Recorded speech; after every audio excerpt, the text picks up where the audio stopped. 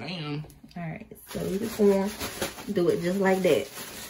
Cause I'm team cut the crust off first. And I'm like, no, put the sandwich together and then cut the crust off. That's crazy to me. That seems a little crazy.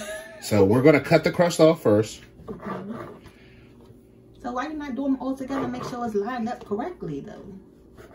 Cause if I cut the same diameter off of each one, they're all gonna be lined up correctly. That's just Daddy and his OCD in the kitchen, y'all. Ooh.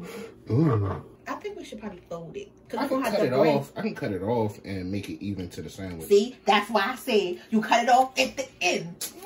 You cut it off at the end. One had this issue right here. Ooh, got me red-handed.